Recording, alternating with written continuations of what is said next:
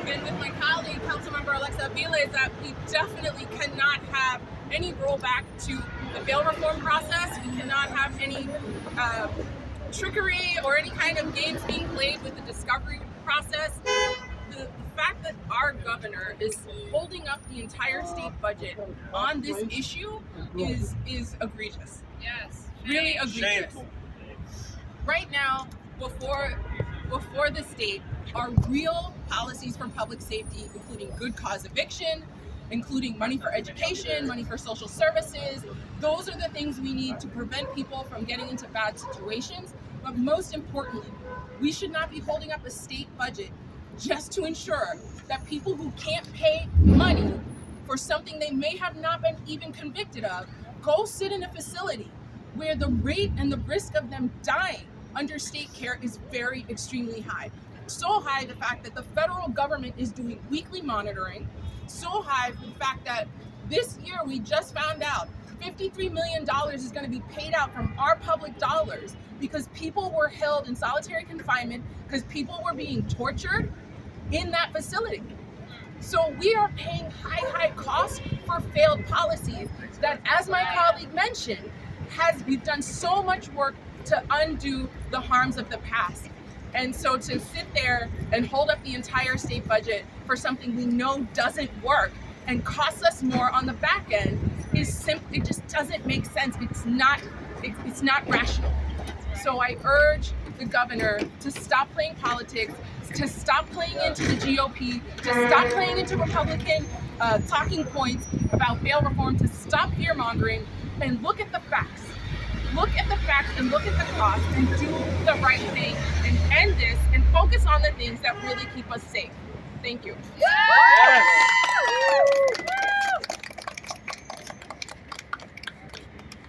In just the last 2 years alone, we have lost 36 New Yorkers to New York City's jails.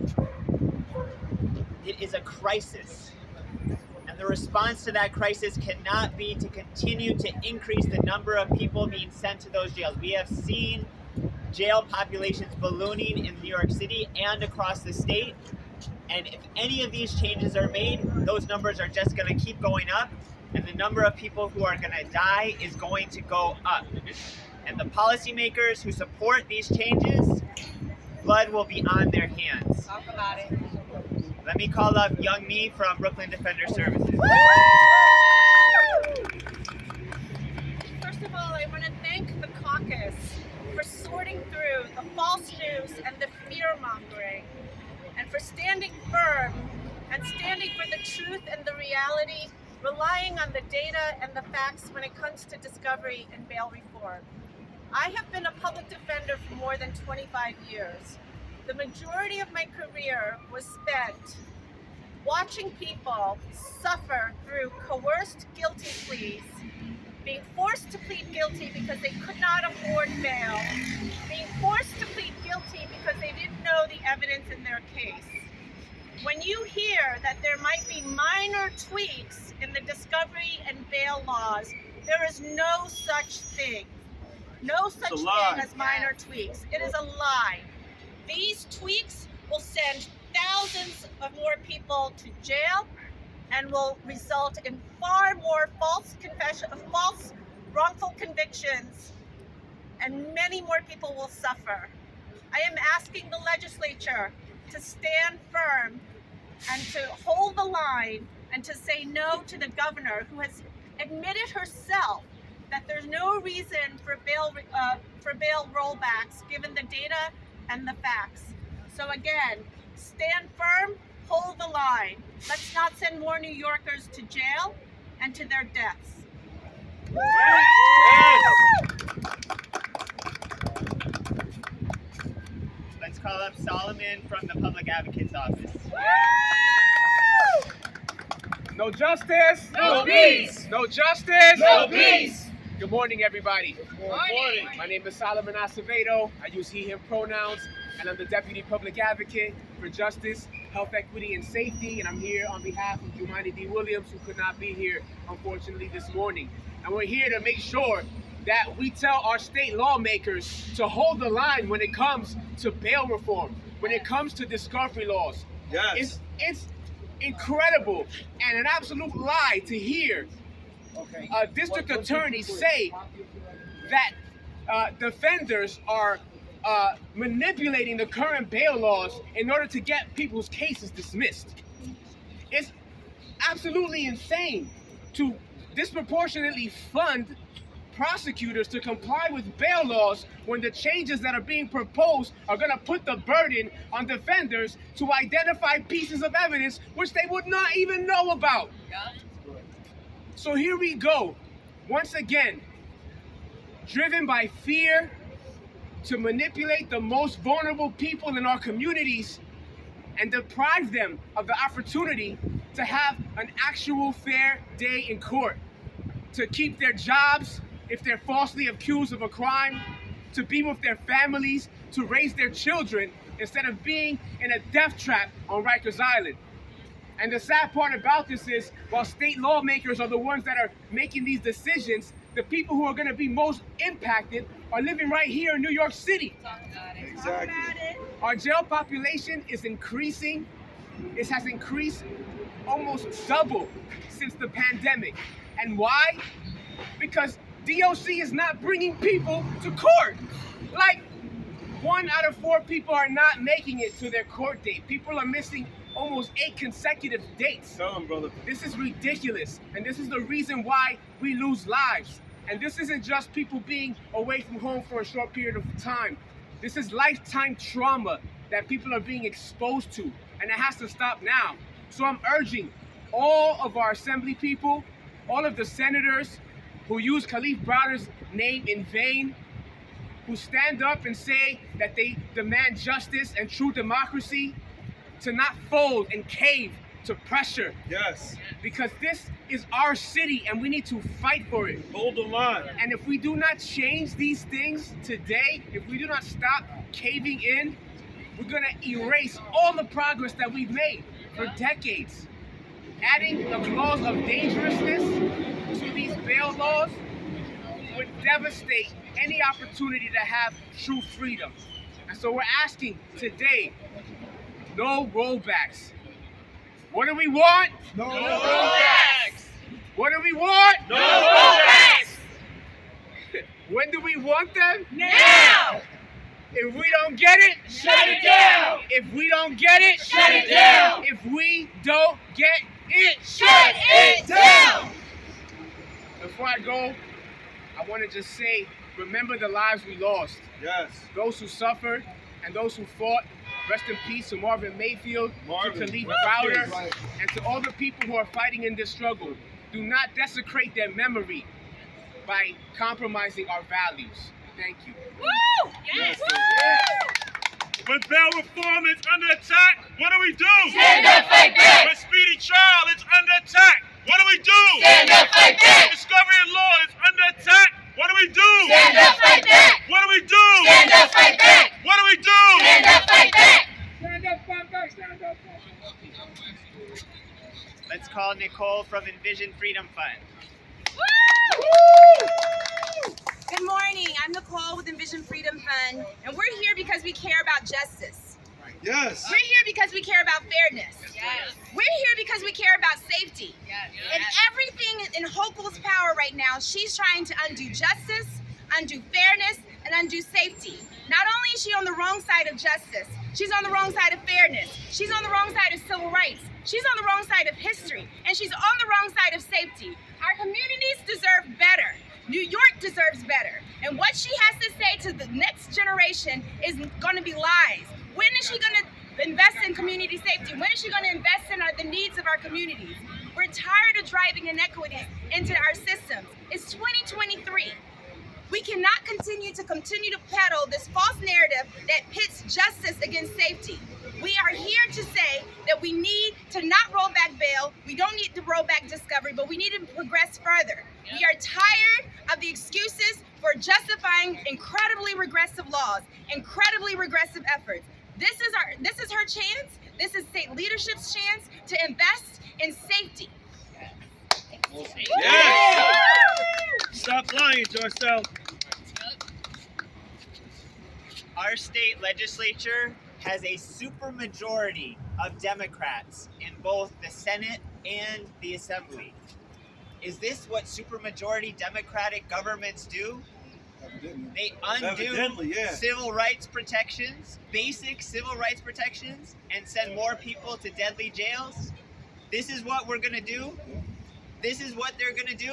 Instead of actually addressing any safety concerns, instead of actually investing in our communities, instead of actually supporting the people of this state, Democratic supermajorities are sending more people to deadly jails based on MAGA Republicans' talking points and racist fear-mongering.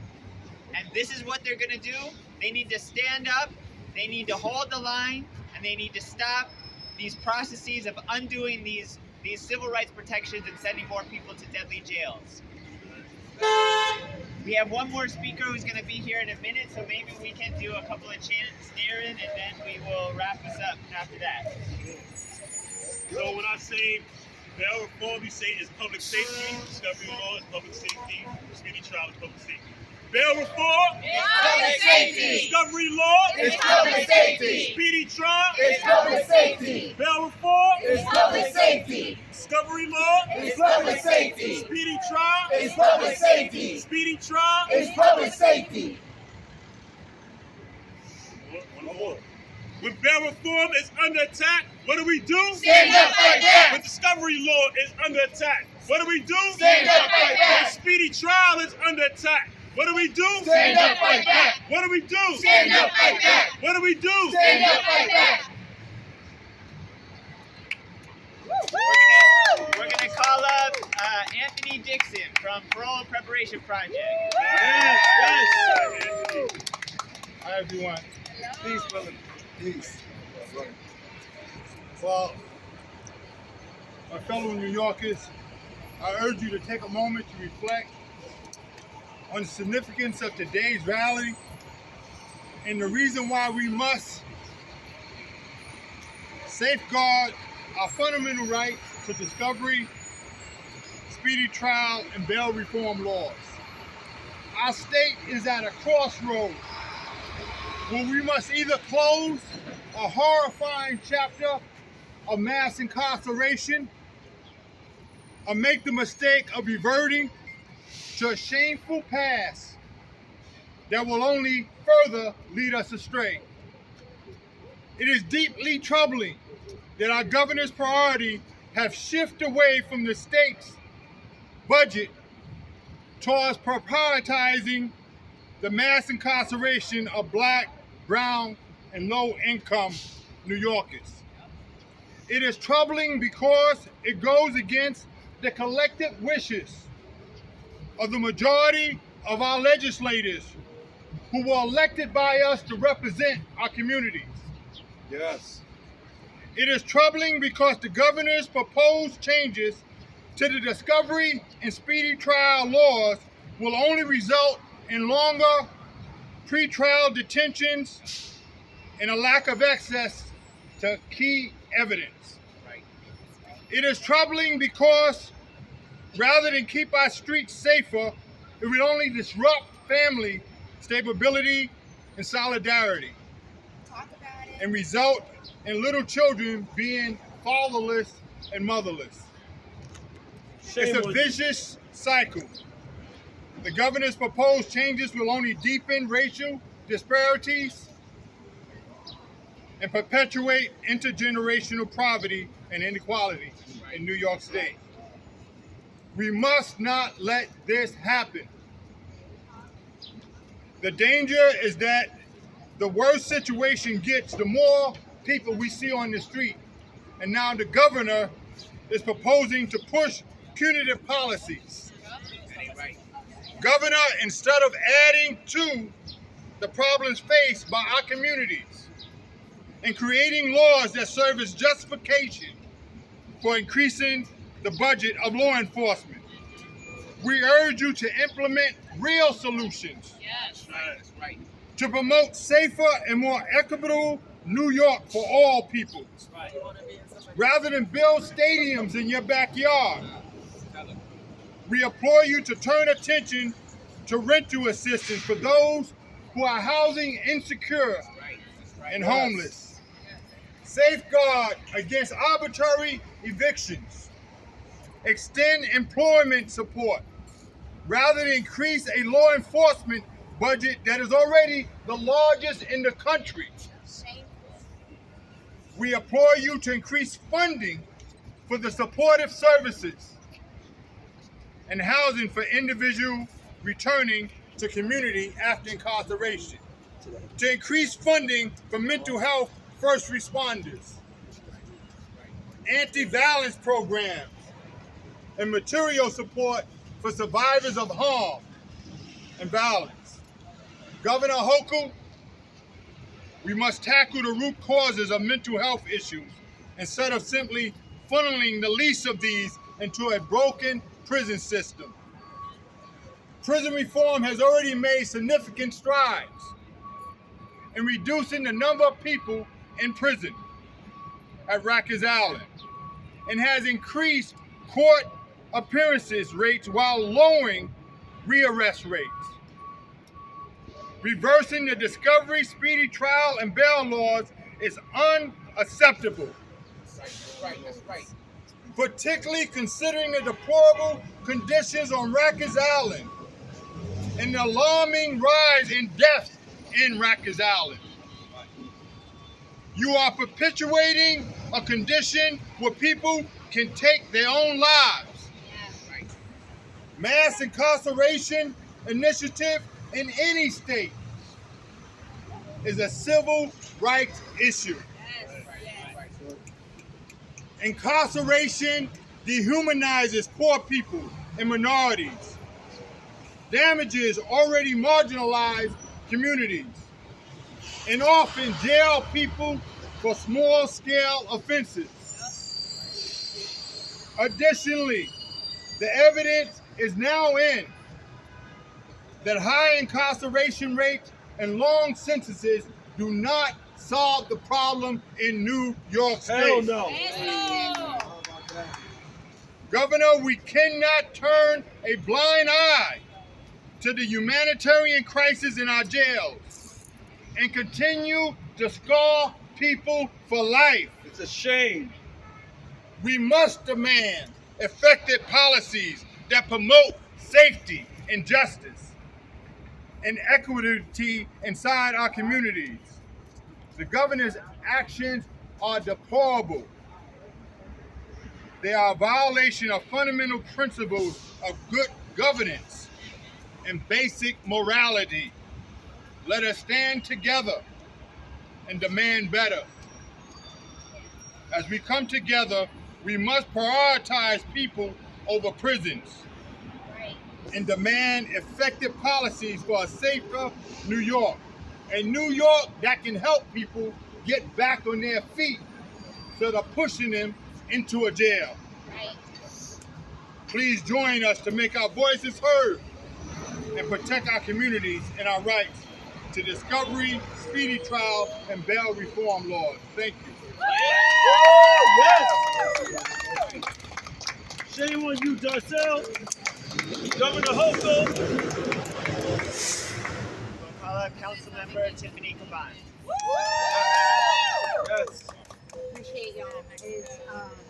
I hate having to be here with all of y'all, but there's nobody better to stand with when we are talking about this level of injustice in our city. And so this is a message to the governor, yes. It is also a message to the Senate leadership that this cannot happen.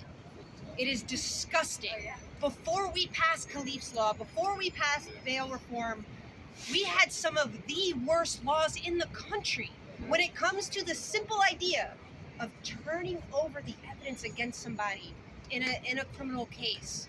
We were fourth worst in the nation, behind Texas, behind Louisiana, behind all of these other states that we as progressive New Yorkers like to critique over and over again. And what is morally indefensible, aside from the things that have already been said, is that the leadership of our state is willing to use marginalized, oppressed, black and brown, poor, disabled, mentally ill, folks struggling with substance use disorder as chips to get items in the budget that benefit billionaires, that benefit the powerful and the rich on the back of the most vulnerable. Not today, not anytime, Never. no more. Nope. Right. And I want people to understand, on the most basic level, this is about human dignity. And if we're ever going to close, and we all want to agree that we want to close Rikers Island, we do these rollbacks, we cannot close Rikers Island. Period. It will not happen. Those things are not their intention. They cannot happen at the same time. But besides that, besides the basics of human dignity and what people deserve, I need every single New Yorker to understand that whether or not you have had the privilege, if you have had the privilege of not being touched by our criminal legal system, this is your battle and it matters, and I'm going to tell you why. Because criminalization and incarceration and the ballooning of our mass incarceration crisis goes hand in hand with austerity. So every time you see measures that are set to increase incarceration in our city and state, you can guarantee that it must be coupled with the defunding of our social safety net, with the defunding of our public health infrastructure, with the defunding and the inability to produce the continuum of care that every single New Yorker deserves. So understand that that is what is at stake. And then I say to my brothers and sisters, some of who are here, my former colleagues who are on the front lines in court trying to keep families home, to the folks that are facing this in court every day, and I think about you and your family every day in these fights, is that if this is allowed to happen, we go back to what I describe as the hell that I used to practice in criminal court, where a turnstile jump took a year to go to trial, where my client lost his housing, That's a fact. where couldn't get car fare, Metro cards to get to his probation meetings, completely destabilized, almost guaranteeing that he was going to hit the system again and again and again. Where a homicide case takes 3.5 years to go to trial, and we're still getting evidence the day before we step into court to pick a jury. It's a shame. That's what this law does. That's what the rolling back of these things do. And be clear, when these suggestions and this advocacy comes from the DAs, this is gamesmanship.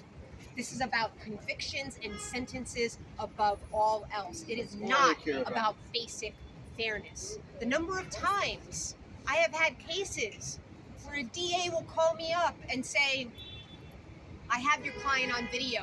I'm not going to hand over the video to you. Trust me. It shows that it's your client, but if you go to trial, the deal's off the table. And can I tell you, a couple of those times, I finally got access to the video, and one time, it was not my client, very clearly not my client. Or another time, I had a DA tell me on a case, didn't hand over the discovery, and said, your client's on video. We've got them on video. What are you going to do? It was sort of like a gang conspiracy case. Teenagers, young people. And then after I got the video, and it discounted everything she said, well, I only told you your client was on the video. I didn't say what you were doing. That's the kind of thing we are talking about.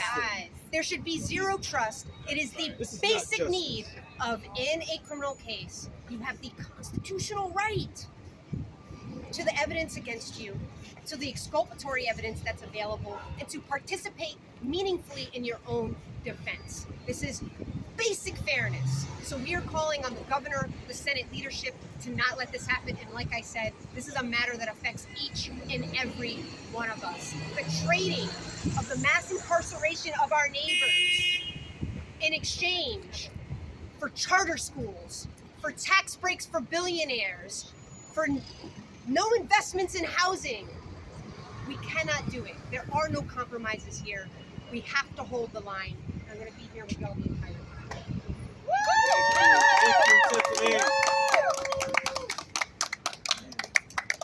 Let us close out with a moment of silence for Khalif and for all of those who have lost their lives in jails across this state and because of our pretrial jailing system.